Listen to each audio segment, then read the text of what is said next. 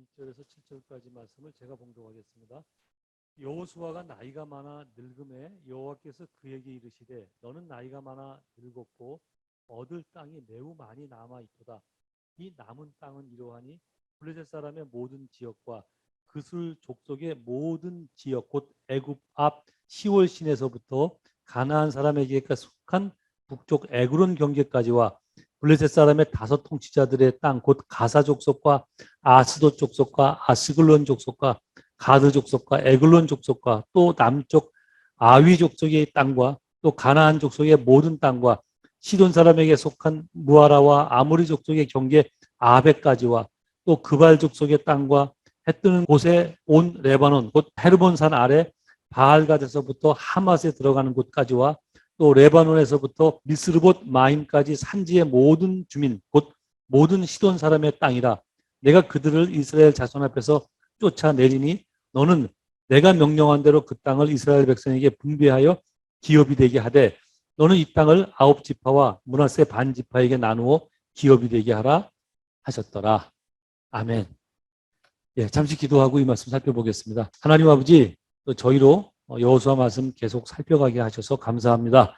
오늘도 이 말씀 살필 때 우리 모두에게 은혜가 되게 하시고 또 우리의 성도로서 살아갈 능력이 되게 하시고 바르게 살 지표가 되어질 수 있도록 복 내려 주시옵소서. 예수님 이름으로 기도드리옵나이다. 아멘.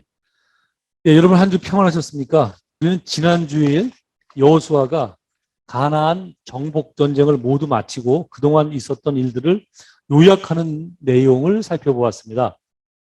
그 첫 번째 요약은 자신이 정복한 가나안 지역을 나열하면서 그렇게 되기까지 오랜 시간이 필요했다라는 고백이었죠.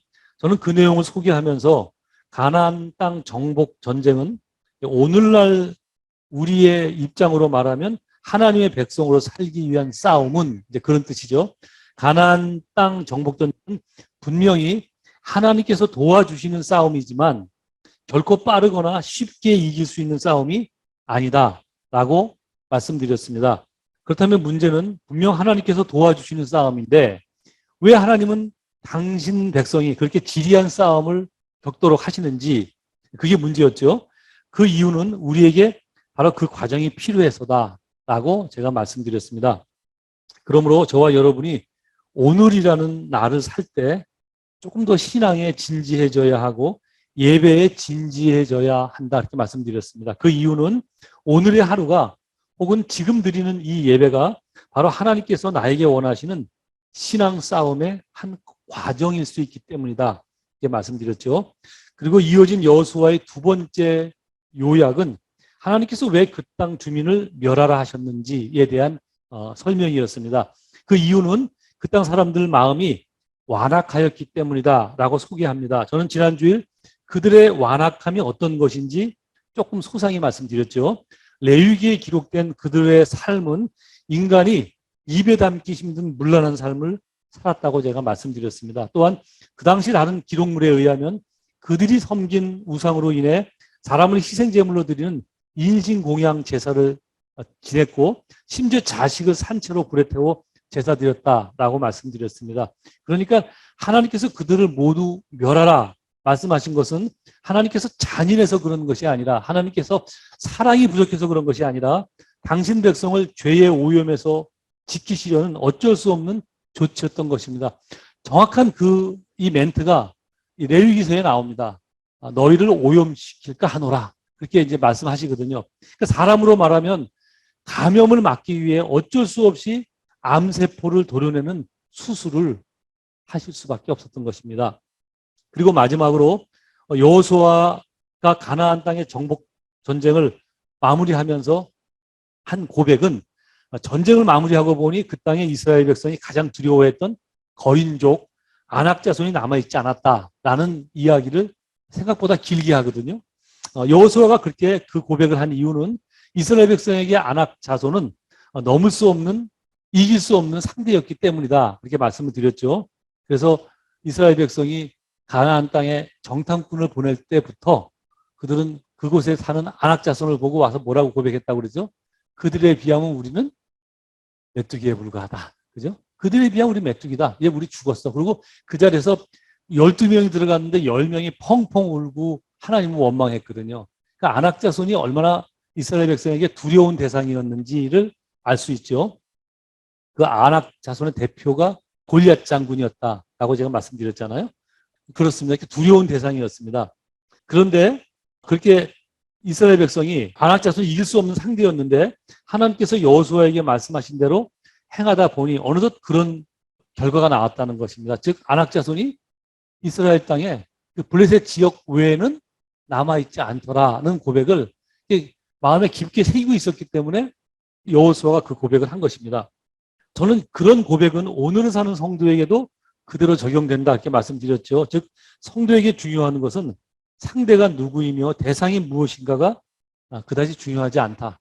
우리가 하나님을 아는 백성들에게는, 왜냐하면 어차피 내가 싸워야 하는 거지만 그 승리는 누가 지고 계시나 하면 하나님이 지고 계시는 거기 때문에 그 대상이 무엇이냐가 그렇게 중요하지 않다. 단지 중요한 것은 하나님의 뜻대로 살려는 의지와 그런 목적이 있느냐 하는 것입니다. 그 의지와 그 목적 안에서 성도가 성도로서 열심히 살면 어느덧 하나님이, 물론 과한 욕심은 하나님이 안 들어주시지만 하나님께서 필요한 곳에 필요한 만큼 다 세워주시더라는 것입니다. 제가 요즘에 뭐 아시는 분은 아시겠지만 제가 한국 가는 이유가 이제 저희 교회 집사였던 조용 집사님 주례 때문에 나가는데 그 주례를 앞두고 우리 졸업생들이 꽤 많이 모여요. 미리 모이는 것 같아요. 미리 모여서 연 3일 계속 모여갖고 자기들끼리 찍은 사진을 이렇게 보내주는데 참 보면서 너무나 흡족했어요. 왜냐하면 그 당시 우리 함께 어울리면서 뭐 지지고 볶고 그냥 다들 없는 삶에 이렇게 학생 세월을 보냈는데 그때는 다 그 두렵고 불안하고 그러고도 살았거든요. 근데 오늘날 그들이 이렇게 모여서 사진 찍어서 오는 그 사진의 내용들을 보면 하나같이 다 한 반 정도는 다 뭐 학교에 가 있는 것 같고 한 반 정도는 다 나름대로 굵직굵직한 큰 회사에 연구원으로 다 있더라고요. 그렇지 않은 사람이 거의 없을 정도로 다 자기들 안에서. 그러니까 제가 생각할 때 여기서 쓴 불안해도 하나님 뜻 안에서 살려고 노력하니 때가 되면 하나님께서 필요한 만큼 다 필요한 곳에 세워서 하나님의 백성으로서 삶을 살게 하시거든요. 여실히 역사 속에서 제가 뭐 여기서 제가 지금 10 몇 년째 들어가나, 지금 한 5, 6년째 지금 목회하고 있는데 그 안에도 벌써 그 기간 안에서 그거 다 보게 하시더라고요. 바로 그런 것이거든요. 상대가 무엇인지, 대상이 무엇인지가 그다지 그렇게 중요한 게 아니다. 그것을 중요하게 여기면 이스라엘 백성들이 아직 이스라엘 땅에 들어가기 전의 상태예요. 들어가서는 굳이 그거 볼 필요 없어요. 그냥 주어진 일 최선을 다하면 되는 거예요. 지금 나에게 주어진 공부면 공부 최선을 다하고 교회 섬기는 일이면 교회 섬기는 일 다하고 성도로서 살아갈 그 일에 열심을 다하고 살면 하나님의 때에 늦지 않게 다 하나님께서 필요한 것들을 여러분에게 주신다 하는 사실을 여러분이 다시 한번 기억하는 이 시간 되어지기를 바랍니다. 이와 같은 그렇게 해서 여호수아서에 기록된 가나안 땅 정복에 대한 기록이 모두 12장으로 끝이 납니다. 이어서 오늘부터 살피려 하는 여호수아서의 남은 내용은 13장 1절부터 시작되는 거예요. 남은 내용은 가나안 땅을 이스라엘의 각 지파에게 알맞게 분배하는 그런 내용입니다. 마지막 24장까지 그 내용이 이어집니다. 그러니까 여호수아서가 복잡하지 않아요. 딱 두 가지 주제예요. 첫 번째 1장서부터 12장까지는 정복전쟁, 전쟁에 대한 이야기고, 그다음에 13장서부터 마지막까지는 분배에 관한 내용이에요. 아주 간단하죠, 그죠? 그런 내용을 보시고 이제 여호수아를 보면 웬만큼 되게 복잡하지만 한눈에 정리가 되어지거든요. 그러니까 앞으로 여러분 기회가 되시면 여호수아서 집에서 다시 한번 읽으면서 이 들었던 말씀을 기억하면서 그런 은혜를 누리면 좋겠다, 그런 생각을 해봅니다. 이제부터 살펴볼 내용에는 그래서 굉장히 지리한 지역 이름이 끊임없이 나열됩니다. 어디 땅을 누구한테 분배했다라는 것을 설명하기 위해서 그냥 뭉뚱그려서 말하지 않고 아주 구석구석 설명하거든요. 그런 내용은 제가 굳이 살피지 않죠. 그렇기 때문에 앞으로는 진도가 엄청 빠릅니다. 기대하세요. 진도 빠른 거 여러분도 좋아하시잖아요, 그죠? 진도가 굉장히 빨라집니다. 예를 들면 13장만 해도 오늘 본문이 1절에서 7절까지 말씀인데 그 다음 이어지는 8절에서부터 마지막 33절까지 그 긴 모든 내용은 제가 살피지 않습니다. 근데 그 내용은 이런 것입니다. 모세가 정복한 요단 동편의 땅을 루벤 지파와 갓 지파 그리고 므낫세 반 지파에게 분배해 준 지역을 나열한 것입니다. 그리고 14장부터는 이제 여호수아가 정복한 땅을 나머지 지파에게 나누어 주는 그런 내용이거든요. 그런 내용이 아주 지리하게 이어집니다. 근데 이제 그런 지리한 지역 이름의 나열 사이사이에 우리가 놓치면 안 되는 내용들이 들어있어요. 그런 것들을 우리가 놓치지 않으려면 지루해도 쭉 좀 빨리, 그러니까 지역 이름이 나열되는 거 그냥 머릿속 비워놓고 읽어도 돼요. 왜냐면 어차피 모르잖아요. 그죠? 그리고 오늘날 그 지역이 이름이 아직 남아있는 것도 있지만 오늘날 없어진 지역도 꽤 많아요. 그래서 성경에서도 정확히 표시가 안 되거든요. 그러니까 그런 지역들은 지역을 나열한 것은 그냥 빨리빨리 넘기고 그 나열 사이에 하나님께서 여호수아를 통해서 틈틈이 하시는 말씀들이 있어요. 그런 내용만 챙겨서 보면 됩니다. 어쨌든 그렇게 지루한 내용을 성경이 구석구석까지 다 지역 이름을 나열한 이유는 성경의 기록이 얼마나 사실적인가를 말해주는 것이다. 그렇게 말씀을 드렸던 기억이 납니다. 여하튼 오늘부터 시작되는 마지막 24장까지 내용은 이스라엘의 땅 분배에 대한 내용이고 그중 특별히 오늘 살펴볼 7절까지 말씀은 하나님께서 여호수아에게 땅을 분배하라 그렇게 명령하시는 내용입니다. 제가 자꾸 말이 꼬이는 건 혀 끝에 구내염이 생겼어요. 말하면 자꾸 딴 데를 건드리니까 아파갖고 저도 모르게 자꾸 발음이 꼬이게 됩니다. 양해해 주세요. 여하튼 그래서 과연 하나님께서 뭐라 말씀하셨는지 한번 확인하도록 하겠습니다. 1절과 2절 그리고 7절 세 구절만 읽을 것인데 우선 1절과 2절 두 구절만 먼저 읽도록 하겠습니다. 1절 2절 시작. 여호수아가 나이가 많아 늙음에 여호와께서 그에게 이르시되 너는 나이가 많아 늙었고 얻을 땅이 매우 많이 남아 있도다. 이 남은 땅은 이러하니 블레셋 사람의 모든 지역과 그술 족속의 모든 지역 거기까지만. 예. 그 다음부터 이어지는 내용은 그술 지역의 모든 그 지역의 이름을 나열하는 내용이거든요. 그 부분을 생략하도록 하겠습니다. 그 다음 이제 3절부터 이어지는 지금 방금 말씀드린 대로 정복하지 못한 그 블레셋 지역의 이름을 기록한 내용입니다. 보셨듯이 땅 분배에 대한 서론을 이렇게 시작합니다. 여호와께서 그에게 이르시되 너는 나이가 많아 늙었고 얻을 땅이 많이 남아 있도다. 예, 지금 하나님께서 여호수아에게 하신 말씀의 순서를 바꾸면 이런 뜻입니다. 아직 정복해야 할 땅이 많이 남아 있는데 여호수아 너는 나이가 많아 더는 전쟁을 치를 수 없구나. 이런 뜻이거든요. 하나님께서 이렇게 말씀하시자 14장에 보면 여호수아가 하나님께 이렇게 대꾸합니다. 내 나이가 85세지만 하나님께서 생존케 해주셔서 지금까지 강건하니 하나님께서 함께 해주시면 얼마든지 지금도 싸움을 감당할 수 있습니다. 그렇게 말합니다. 그러나 여호수아보다 여호수아를 더 잘 아시는 하나님께서 여호수아에게 말씀하시죠. 그 내용이 7절입니다. 7절 읽겠습니다. 7절 시작. 너는 이 땅을 9지파와 므낫세 반 지파에게 나누어 기업이 되게 하라 하셨더라. 예. 그러니까 그 순서를 제가 바꾸긴 했지만 이미 아시고 너는 못 싸운다. 더 이상은 안 된다 하고 그 땅을 그 분배하지 못한 땅을 다 포함해서 이스라엘 백성에게 나누어 주라. 그렇게 말합니다.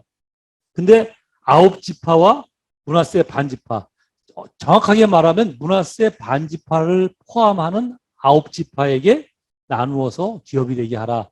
그런 뜻이거든요. 여러분 왜 이스라엘의 12지파인데 이스라엘이 12지파인데 12지파에게 나누어 주라 하지 않고 그 9지파에게 나누어 주라 말씀하셨을까요? 적어도 이 정도는 딱 알아야 되는데 지금 나누어 주라 하는 땅 그리고 어디 쭉 설명하는 땅이 어디나 하면 요단 서편 쪽 땅이거든요.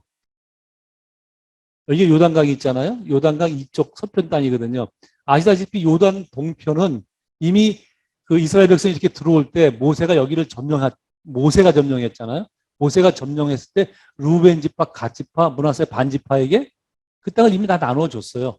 그러니까 12지파에서 3지파 빠지고 나머지 9지파가 나눠주면 돼요. 근데 그 9지파 중에 므낫세 지파는 반쪽은 이쪽에 속해 있고 반쪽은 저쪽에 속해 있어요. 그래서 므낫세 반지파를 포함한 9지파, 므낫세 반지파를 포함한 3지파가 그렇게 나눠 가진 거예요. 네. 결론적으로 말하면 이제 이스라엘 백성은 가나안 지역의 거점 도시를 모두 정복해서 비로소 그 땅에서 하나님 백성으로서의 삶을 시작하게 되었지만 실제 내용적으로 보면 아직 정복하지 못한 땅이 곳곳에 남아있는 상태로 하나님 백성으로서의 삶을 시작하는 것입니다. 이게 여러분 제가 오늘 설교 제목으로 잡은 하나님 백성의 정체성입니다. 분명히 저 땅을 정복해서 가지라 그랬는데 지금 제가 그 남은 땅은 이러하니 그리고 쭉 설명하는 그 지역이 어디나 하면 여기 블레셋 지역, 여기 오늘날 가자 지역, 이 땅이 지금 그 당시 완전히 블레셋 사람들의 땅이었어요. 여기와 이 헐몬산 밑에 여기와 여기 그술 지역 여기와 이 모든 지역을 다 포함하는 얘기예요. 그러니까 군데군데 아직 정복하지 못한 땅이 그대로 남아있다는 거예요. 그 땅을 다 포함해서 나누어 주라는 거예요. 그 땅을 받은 이스라엘 백성들의 입장에서는 다 정복하지 못한 상태로 하나님 백성으로의 삶을 시작하는 것이에요. 굉장히 중요한 하나님 백성의 정체성이다. 제가 이렇게 말씀드리고 싶습니다. 여러분, 저는 구약 이스라엘의 역사는 평범하게 보면 한 나라의 역사지만 사실은 하나님께서 이스라엘이라는 한 나라를 택하셔서 당신 백성을 향한 구속 계획과 그 구속 계획을 역사 속에서 실행해 가는 과정을 세상에 나타내 보이신 것이기 때문에 이스라엘 역사는 단순한 역사가 아니다라고 말씀을 드렸죠. 그러므로 이스라엘 역사의 모든 장면이 다 그런 것은 아니지만 전체적으로 보면 이스라엘 역사는 각 성도에게 주어진 하나님의 구원 여정의 모형입니다. 모형. 여기서 구원 여정이란 이제 신학적 용어인데요.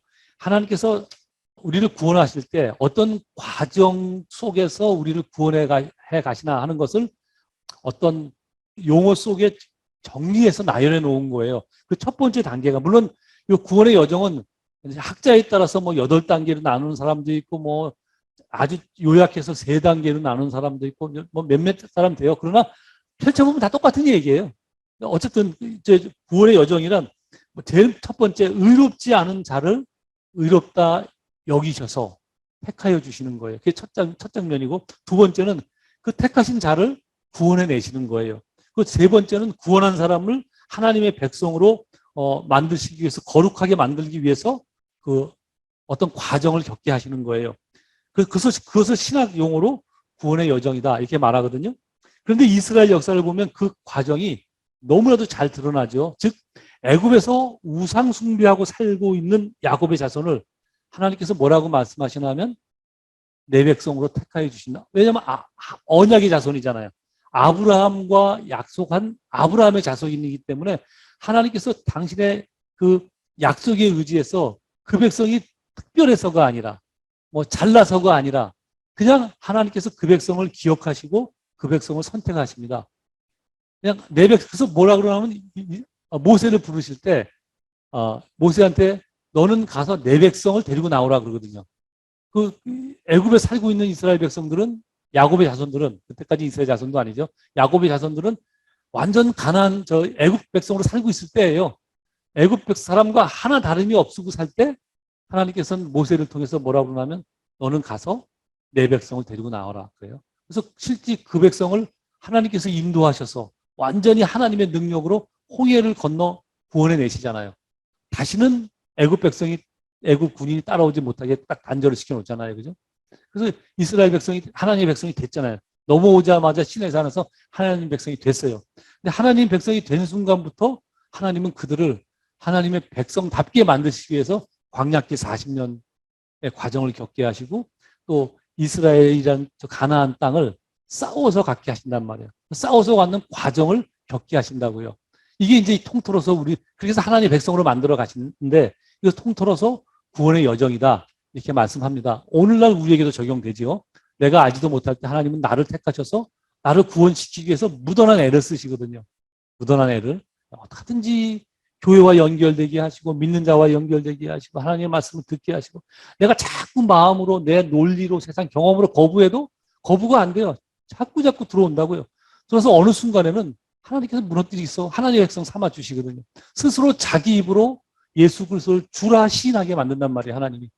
근데 우리는 거기서부터 우리가 느끼는 거죠. 그 앞에는 하나님이 일하시는 거고 우리가 느끼는 것은 믿어지네. 거기서부터 내가 느끼는 거예요. 그래서 꼭 내가 믿는 것처럼 이렇게 느껴질 뿐이죠. 네. 그래서 하나님의 백성이 돼요.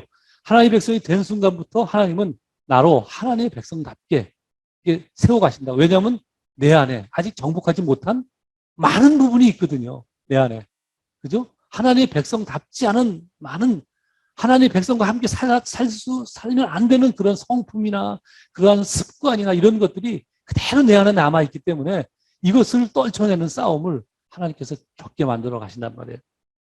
그래서 이 오늘 말씀은 굉장히 중요한 우리에게 나타내주는 구원의 여정이고 그 여정의 시각으로 볼 때 성도의 중요한 정체성을 표현해주고 있는 구조이다. 그렇게 말씀드리고 있는 것입니다. 즉 오늘 본문에 나타난 하나님 백성의 정체는 하나님께서 우리의 어쩔 수 없음을 다 아신다는 사실입니다.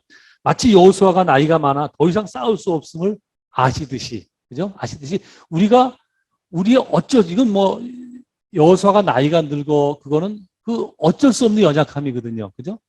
인간의 한계에서 오는 어쩔 수 없는 연약함인데 우리에게도 어쩔 수 없는 연약함이 있는데 하나님이 그걸 다 아세요. 아시고 어떤 결정을 내리셨냐면 그럼에도 불구하고 하나님의 백성으로 살아가도록 하시잖아요. 그것이 우리가 갖는 성도의 정체성입니다. 여러분, 그래서 하나님께서 그러한 우리의 한계 때문에 어떤 결정을 하시나 하면 6절 중반절에 나옵니다. 쭉 그 정복하지 못한 지역을 나열한 다음에 뭐라고 말씀하시죠? 6절 중반절에 내가 그들을 이스라엘 자손 앞에서 쫓아내리니 결국은 쫓아내시겠다는 거예요. 그러니 너는 내가 명령한 대로 그 땅을 정복하지 못한 땅까지 다 포함해서 이스라엘에게 분배하여 기업이 되게 하라. 이렇게 말씀하는 거예요. 그러니까 하나님의 자녀 삼아 주실 때는 어차피 우리의 연약한 부분도 결국은 하나님께서 채우시겠다는 약속을 하신 거예요. 하나님께서. 우리는 이 부분을 언제 경험하죠? 우리가 싸우다 어쩔 수 없는 한계를 갖고 하나님 앞에 서게 되거든요. 그죠? 그때 섰을 때 하나님께서 우리의 부족한 부분을 다 예수 그리스도의 피값으로 채워버리시는 거예요. 그래서 우리가 하나님 앞에 의로운 자로 들어갈 수 있는 거예요. 하나님의 백성으로. 사실은 하나님의 백성답게 살지 못한 부분이 많음에도 불구하고, 그죠? 그럼에도 불구하고 하나님 앞에 섰을 때 들어가는 거예요. 바로 이러한 부분이 오늘 우리의 정체성을 나타내주는 그런 내용입니다. 이 말씀은 성도는 평생 그러므로 성화의 과정 속에서 거룩한 하나님의 백성이 되기 위한 싸움을 싸우며 살아야 한다는 그런 말씀입니다. 왜냐하면 아직도 정복하지 못한 영역이 있어요, 없어요? 여러분에게도 있고 저에게도 있어요. 굉장히 중요한 사실입니다. 이거 여러분이 이 사실을 잘 알고 있어야 돼요. 잘 알고 있어야 여러분이 하나님 앞에 죄송한 죄를 저지르지 않아요. 이게 제 고백인데요. 저는 하나님 앞에 죄송한 죄를 되게 많이 저질렀던 사람이에요. 왜냐하면 나름대로 세상의 어떤 날라리 같은 친구들의 습성을 하나도 쫓아 살지 않았거든요. 초등학교 5학년 때부터 하나님 그러고 살았어요. 그리고 고등학교 졸업하면서 어떤 목회 소명을 깨닫고 오로지 그 생각만, 물론 나이 40에 목사가 됐지만 그 생각만 하고 살았다고요. 그렇게 산 저의 어떤 교만함이 어떻게 나타나냐면 그렇게 살지 못한 사람을 볼 때 참 한심하게 봤어요. 야, 저 따위로 살아. 저게 그리스도인이라 그래? 이런 얘기를 제 속으로 수없이 하고 살았어요. 진짜 지금 생각하면 수없이 하나님 앞에 부끄럽습니다. 얼마나 부끄러운지 몰라요. 우리 다 그러고 살아가거든요. 제가 또 한 가지 고백할 것은 제가 나이가 고등학교 때 이 소명을 느꼈음에도 불구하고 나이 40에 목사가 된 이유는 목사를 너무 싫어했기 때문이에요. 그런 마음은 지금도 변하지 않고 있어요. 저도 목사이면서 참 가식적으로 보이고 앞과 뒤가 다른 사람처럼 보이고 막 그렇게 느껴지는 게 때문에 너무 싫어서 제가 생각할 때 나는 적구적물에 발 안 담근다. 그렇게 생각했어요. 그래서 어떻게든지 내 안에 이 소명이 있는 거를 밀어내기 위해서 계속 밀어내면서 삶을 살았다고요. 지금은 안 그래요. 지금은 그 부족한 목사님들도 사실은 뜯어보면 다 하나같이 훌륭하더라고요. 지금도 물론 신문에 이렇게 여러 강사님들 쭉 보면 많이 아는 분들이 많거든요. 이런 분들이 있긴 해요. 한데도 불구하고 또 한편에 어떤 생각이 들어하면 이제는 함부로 말할 수 없겠다 생각이 들어요. 왜냐하면 저도 목회를 해보니 어쩔 수 없는 인간의 이 부분은 어쩔 수 없어요. 목사가 된다고 없어지는 게 아니더라고요. 누구나가 다 있는 거예요. 그러니까 여러분들도 앞으로 이제 신앙생활 할 때 어느 교회 갔는데 어느 교회 집사님이나 장로님이나 권사님 분이 좀 여러분의 마음에 합당하지 않고 뭐 조금 좀 가식적으로 논다든가 너무 뻔뻔한다든가 이러면 거기에 상처받지 마세요. 여러분이 상처받고 야 저런 저거 꼴 보기 위해서 나는 교회 안 나가. 만약에 그렇게 그런 결정을 한다 그러면 그 부족한 그 장로님이나 권사님이나 이런 분 잘못일까요? 여러분 잘못일까요? 제가 오늘 들려진 말씀을 근거로 한다면 누구의 잘못일까요? 예, 여러분의 잘못이에요. 예. 왜냐하면 하나님은 그 모든 것을 아시고 우리를 성도로 부르셨거든요. 그리고 또 한 가지 얼른 잘 생각해 봐야 될 건 그러는 나는 하고 생각해 봐야 돼요. 그러는 나는 어떤 부분에서 내가 날 수도 있겠죠. 근데 다른 부분은 제가 목사님들한테 목사를 별로 좋아하지도 않으면서 지금도 그 내가 손든 이유가 바로 그런 거예요. 어떤 거는 제가 더 잘하는 것 같아요. 이렇게 뭐 들어보면. 근데 어떤 부분에 있어서는 저는 입으로만 떠들어요. 근데 어떤 목사님들은 정말 삶으로 그렇게 헌신적으로 살거든요. 그러니까 제가 그 앞에서 머리를 많이 숙이죠. 미국에 왔더니 좋은 점이 뭐냐면 한국은 자기 교단 목회자만 주로 이제 교제를 해요. 다른 교단 사람하고 교제할 환경이 안 되고 그런 여유도 없고 그래요. 근데 미국은 여러 사람 목회자들이 많으니까 교단을 거의 안 따져요. 저도 휴스턴 목회자 협의회에 속해져 있는데 거기에 내려가면 뭐 침례교 목사, 감리교 목사, 뭐 내가 별로 좋아하지도 않는 그 기독교 장로에 좀 예를 들면 저 인본주의에 빠져 있는 신학을 배우는 그런 신학을 나온 목회자님들 많고 그러는데 대보면서 제가 머리를 숙이잖아요. 저는 입으로만 떠드는데 그 기독교 장로에 나온 목사님은 매 토요일 하루도 빠지지 않고 거리로 나가서 그 거리에서 노숙하시는 분들 그런 분들을 위해서 그렇게 힘을 쏟아요. 그러니까 얼마나 저하고 다른 삶을 사느냐고요.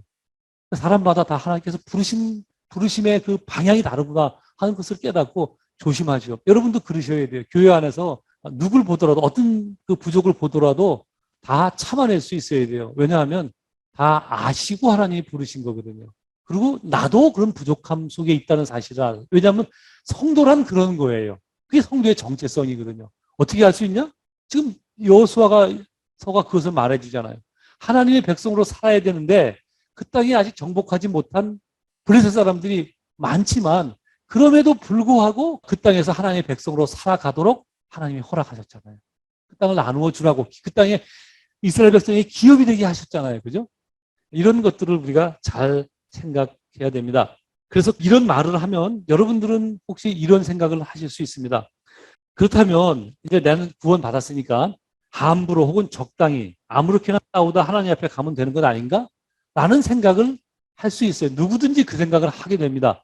제가 이런 설교를 하면 많은 신학자들도 그런 얘기를 하는 사람들이 있어요. 그럼 막 살아도 되는 거야?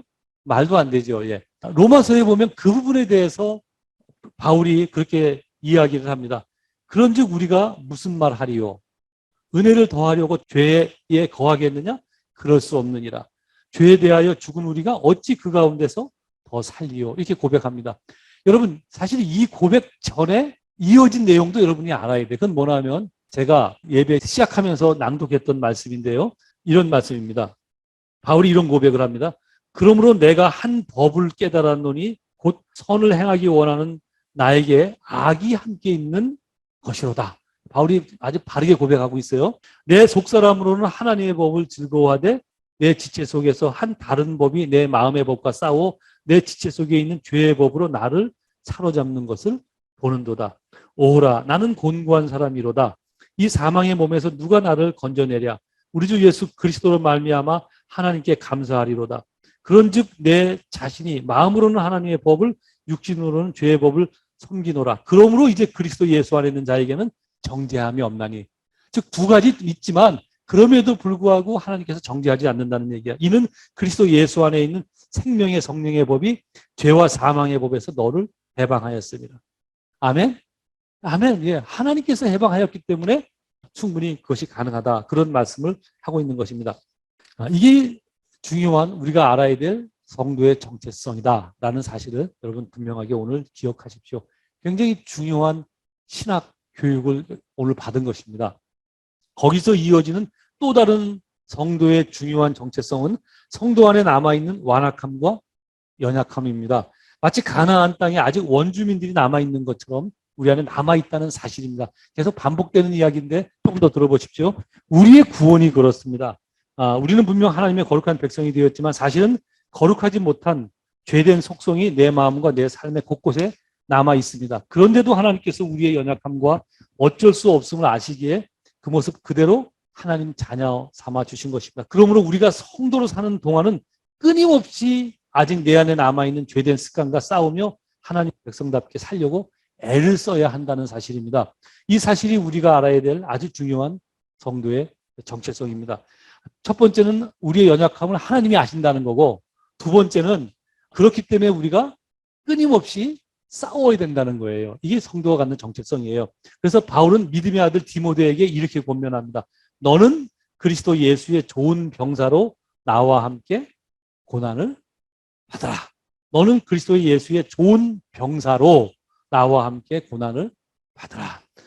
여러분, 고난 받는 날이 겁날 수도 있죠. 그러나 염려할 필요는 없습니다. 우리의 연약함을 아시는 하나님께서 그 싸움의 결과를 이미 보증해 주셨기 때문입니다. 그러니까 우리는 열심히 싸우기만 하면 돼요. 그죠? 열심히 싸우기만 하면, 열심히 싸우다 보면 어느 순간에 안악자손이 내 앞에서 사라져 있는 것을 우리는 경험할 수 있습니다. 그래서 바울 사도도 이렇게 권면합니다. 이와 같이 성령도 우리의 연약함을 도우시나니 우리는 마땅히 기도할 바를 알지 못하나 오직 성령이 말할 수 없는 탄식으로 우리를 위하여 친히 간구하시느니라. 마음을 살피시는 이가 성령의 생각을 아시나니 이는 성령이 하나님의 뜻대로 성도를 위하여 간구하심이니라. 우리가 알거니와 하나님을 사랑하는 자, 곧 그의 뜻대로 부르심을 입은 자들에게는 모든 것이 협력하여 선을 이루느니라. 아멘. 이게 우리가 갖는 중요한 정체성입니다. 우리가 이 사실을 분명하게 알고 있어야 됩니다. 이제 말씀을 맺으면서 오늘을 사는 성도가 이 사실을 알아야 될 중요한 이유는 이 사실을 알아야 자신의 연약함에 좌절하지 않을 수 있고 우리의 그런 연약함을 공략 대상으로 삼는 마귀의 계략에 넘어가지 않을 수 있습니다. 자신의 연약함에 좌절하지 않을 수 있고 상대의 연약함에 실망하지 않을 수 있어요. 그죠? 예. 두 가지 다 포함되는 얘기입니다. 그리고 항상 마귀는 우리의 그런 연약함을 공략 대상으로 삼거든요. 그러니까 우리가 열심히 신앙생활 잘할 때는 마귀가 안 걷는다니까요. 그러려니 그럼 놔둬요. 그런데 이제 우리가 늘 신앙생활 잘하지는 않거든요. 또 시간에 쫓기다 보면 신앙과 멀어질 수도 있고, 그다음에 여러 가지 가족관계 때문에 신앙과 멀어질 수도 있고, 이웃과의 관계 때문에 신앙이 멀어졌을 수도 있고, 먹고 살기 바빠서 멀어질 수도 있고, 이런저런 이유로 신앙이 멀어질 수 있는데, 그렇게 멀어지게 되면 그때는 이제 마귀가 작동을 하죠. 야, 바로 그게 네 수준이야. 이렇게 들어옵니다. 그게 네 수준이야. 너 같은 성도를 하나님께서 기뻐 받으시겠냐? 주로 이렇게 공격하면 성도들이 그 마귀의 공격에 다 넘어가 버립니다. 그 넘어가 버린다는 게 무슨 뜻이냐면, 그렇구나. 그리고 하나님과 관계가 멀어져요. 멀어진다고요. 기도 안 하게 되고, 교회 안 나오게 되고, 제일 먼저 신앙부터 내려놓거든요. 그렇게 되어진다고요. 거기에 넘어가지 않아야 되죠. 그죠? 그래, 나는 원래 그래, 연약해.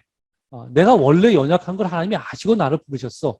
그런 말을 여러분의 마음속으로 그 생각에 탁 받아 넘겨야 돼요. 그 공격. 그래야 내가 또 벌떡 일어서서 하나님, 제가 연약하지만 또 하나님 옆에 나왔습니다. 나를 붙들어 주시고 강하게 하셔서 하나님의 백성으로 온전하게 살 수 있도록 도와주십시오. 그 기도를 할 수 있는 거예요. 예. 우리가 이 사실을, 우리의 정체성을 분명하게 알고 있어야 됩니다. 그래서 또한 그 사실을 우리가 알아야 계속 마귀와 싸울 수 있거든요.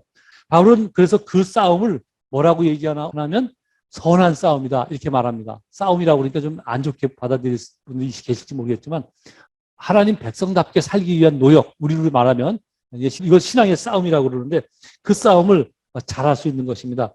그렇게 신앙의 싸움을 싸우는 우리의 삶이 성도의 삶이에요. 성도의 삶. 네.